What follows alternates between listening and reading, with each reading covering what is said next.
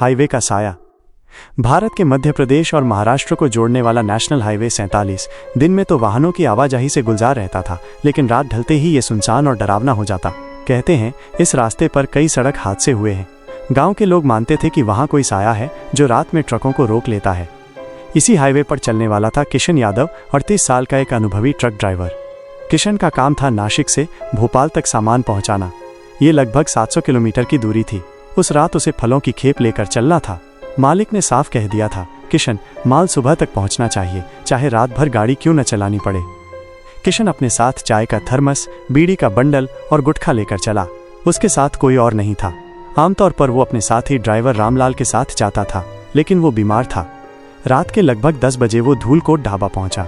ढाबा रोशनी और गाड़ियों से भरा था। कई ड्राइवर वहां खा पी रहे थे। किशन ने पराठे खाए और चाय पीते हुए पूछा, भाई, आगे का रास्ता कैसा है? ढाबे का मालिक थोड़ा चुप हुआ और फिर बोला, सुन, धूलकोट से आगे जंगल का इलाका है।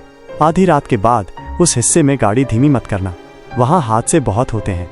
किशन हंस पड़ा, अरे भाई, मैं तो पुराना ड्राइवर हूँ, ये सब बातें सिर्फ डराने के लिए होती हैं। ढाबे के मालिक ने सिर हिलाया, पर उसकी आंखों में डर साफ झलक रहा था। करीब आधी रात किशन ट्रक लेकर उस सुनसान हिस्से में पहुंचा। दोनों ओर घना जंगल था। सड़क पर दूर दूर तक कोई गाड़ी नहीं। बीड़ी पीते हुए उसने गाना गुनगुनाना शुरू किया। तभी अचानक ट्रक की हेडलाइट के सामने एक औरत खड़ी दिखाई दी। उसने सफ़ेद साड़ी पहन रखी थी, बाल खुले और चेहरा अधूरा दिखाई दे रहा था। किशन ने ब्रेक मारा और गुस्से से चिल्लाया, ए, रात के 12:30 बजे सड़क पर क्या कर रही है? औरत ने कुछ नहीं कहा। वो धीरे धीरे ट्रक की ओर बढ़ी। किशन का दिल जोर से धड़कने लगा। उसे ढाबे वाले की बात याद आई। जल्दी से गाड़ी स्टार्ट करके उसने स्पीड बढ़ा दी, लेकिन कुछ मिनट बाद उसने शीशे में देखा, वही औरत ट्रक के टॉप पर बैठी थी। किशन घबरा गया। उसने गाड़ी की स्पीड और बढ़ा दी। ट्रक अब 100 की रफ्तार पर दौड़ रहा था। अचानक ट्रक के ऊपर से धम की आवाज़ आई, जैसे कोई कूदा हो। किशन पसीने पसीने हो गया। उसने सोचा, अगर अब रुका तो शायद जिंदा नहीं बचूंगा। वो लगातार बीड़ी पीता रहा, लेकिन हाथ कांप रहे थे। करीब 1 घंटे बाद उसे सामने हाईवे पर लाल कपड़े पहने एक आदमी खड़ा दिखाई दिया। वो दोनों हाथ फैलाकर खड़ा था, मानो ट्रक रोकना चाहता हो। किशन ने ब्रेक दबाने की कोशिश की, लेकिन ब्रेक ने काम ही नहीं किया। ट्रक उस आदमी के ऊपर चढ़ गया। किशन चीख पड़ा और तुरंत गाड़ी रोक दी। वो नीचे उतरा, लेकिन वहाँ कोई लाश नहीं थी। सड़क खाली थी, जैसे कुछ हुआ ही ना हो।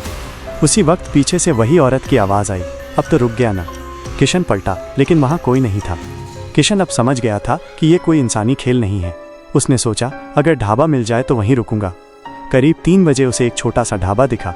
वहाँ बस एक लालटेन जल रही थी और एक बूढ़ा आदमी बैठा था। किशन ने गाड़ी रोककर पानी मांगा। बूढ़े ने घूरते हुए कहा, तू हाईवे के उस हिस्से से गुजरा है ना?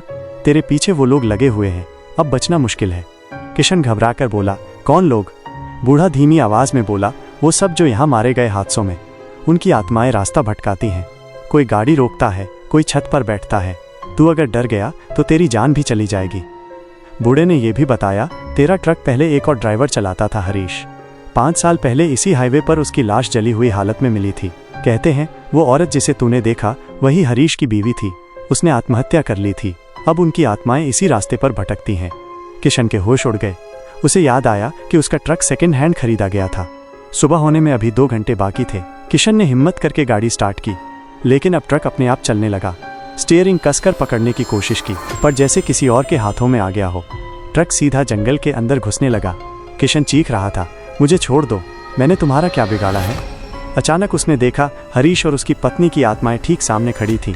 उनके चेहरे जल चुके थे, आंखें लाल चमक रही थीं। और फिर ट्रक जोर से पेड़ से टकरा गया। सुबह जब पुलिस और गांव वाले हादसे वाली जगह पहुंचे तो उन्होंने ट्रक को पूरी तरह टूटे फूटे हाल में देखा। लेकिन सबसे बड़ी हैरानी की बात यह थी कि ड्राइवर की बॉडी गायब थी। कागजात चेक करने पर पता चला कि ड्राइवर का नाम किशन यादव था। उसके परिवार से संपर्क किया गया, लेकिन किसी को समझ नहीं आया कि वो आखिर गायब कैसे हो सकता है। पुलिस ने मामला जंगल में जानवर खींच कर ले गए होंगे मानकर बंद कर दिया। लेकिन हाईवे से गुजरने वाले बाकी ट्रक ड्राइवरों की जुबान पर सिर्फ एक ही बात थी, किशन भी उसी साय का शिकार हो गया। धूलकोट ढाबे पर हर रात ड्राइवर इकट्ठा होते थे, वहीं चर्चा होती। किसी ने बताया कि उसने किशन को हादसे वाली रात देखा था, जब वो अपनी सीट पर नहीं बल्कि ट्रक की छत पर बैठा था।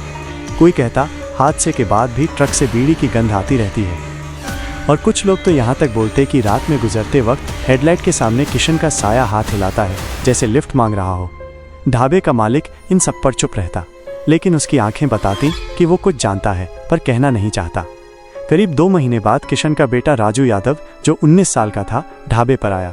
उसकी आंखों में गुस्सा और जिज्ञासा थी। उसने ढाबे के मालिक से कहा, मुझे सच बताओ, मेरे बाप के साथ क्या हुआ? पुलिस तो कहती है हादसा था, लेकिन सब ड्राइवर कहते हैं कि कोई साया है। ढाबे वाला गहरी सांस लेकर बोला, बेटा, यहाँ हादसे नहीं होते, यहाँ आत्माएं बुलाती हैं। जिस रात तेरे बाप की मौत हुई, उसने उन आत्माओं को देख लिया था। जिसने भी उन्हें देख लिया वो बचा नहीं। राजू ने ठान लिया, अगर सच में आत्माएं हैं तो मैं उनका सामना करूंगा। मुझे अपने बाप की आत्मा से मिलना है। राजू ने उसी ट्रक को रिपेयर करवा लिया जो हादसे में टूटा था। सबने उसे पागल कहा, लेकिन वो नहीं माना। रात के ठीक 12 बजे उसने ट्रक स्टार्ट किया और उसी जंगल वाले हिस्से की ओर निकल पड़ा। रास्ते में हवा बहुत ठंडी हो गई। पेड़ों की शाखें सड़क पर झुकने लगीं जैसे किसी को रोक रही हों। और अचानक हेडलाइट के सामने वही सफ़ेद साड़ी वाली औरत आ खड़ी हुई। राजू का दिल जोर से धड़कने लगा, पर उसने ट्रक नहीं रोका। औरत सीधे ट्रक के ऊपर कूद गई। राजू ने डर के बजाय गुस्से से चिल्लाया, अगर तुझे मुझसे कुछ चाहिए तो सामने आ, छुपकर मत खेल। जैसे ही उसने ये कहा, ट्रक अपने आप बंद हो गया। चारों ओर गहरा अंधेरा छा गया।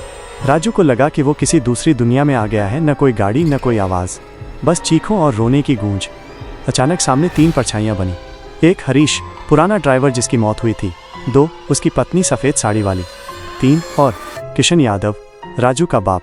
राजू कांप गया। तू यहाँ है? किशन की आत्मा ने धीमी आवाज़ में कहा, बेटा, यहाँ से भाग जा, वरना तू भी कभी लौट नहीं पाएगा। राजू ने रोते हुए कहा, नहीं बापू, मैं तुझे यूं नहीं छोड़ सकता। मुझे पता क्या करना होगा ताकि तू और ये सब आत्माएं मुक्त हो जाओ।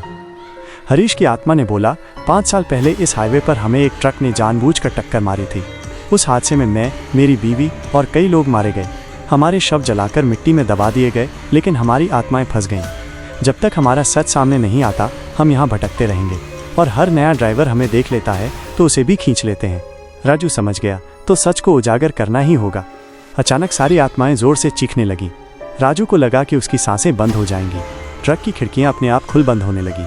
उसने पूरी ताकत लगा के इग्निशन ऑन किया। ट्रक स्टार्ट हुआ और वो पूरी रफ्तार से हाईवे की ओर भागा। पीछे पीछे साए उड़ते हुए आ रहे थे, लेकिन जैसे ही सुबह की पहली किरण पड़ी, सब परछाइयां गायब हो गईं। राजू उस हादसे की जांच में जुट गया। उसने पुराने अखबारों और रिकॉर्ड से सबूत निकाले कि कैसे ट्रक कंपनी ने इंश्योरेंस क्लेम पाने के लिए हरीश और उसकी बीवी समेत कई मजदूरों को एक्सीडेंट दिखाकर मार डाला था। उसने ये मामला कोर्ट में डाला। सालों की लड़ाई के बाद सच सामने आया और दोषियों को सजा मिली। जिस दिन फैसला आया, उसी रात राजू फिर से हाईवे पर गया। उसने ट्रक रोककर आंखें बंद की और बोला, हरीश काका, काकी, अब तुम्हारा सच दुनिया को पता चल गया। अब तुम सब आज़ाद हो। सामने हवा में हल्की सी रोशनी चमकी। तीनों आत्माएं मुस्कुराती हुई दिखाई दी और धीरे धीरे धुंध में विलीन हो गईं। राजू की आंखों से आंसू बह निकले। उसने आसमान की ओर देखकर कहा, अब ये हाईवे डर का नहीं, इंसाफ का गवाह बनेगा। आज भी NH 47 पर ट्रक चलते हैं, लेकिन हादसे अब कम हो गए हैं। ड्राइवर कहते हैं कि अब वहाँ कोई साया नहीं दिखता। हाँ, कभी कभी किसी को दूर से एक परछाई नजर आती है, बीड़ी पीते हुए मुस्कुराती हुई। लेकिन इस बार उस परछाई में डर नहीं, बल्कि अपने बेटे पर गर्व झलकता है।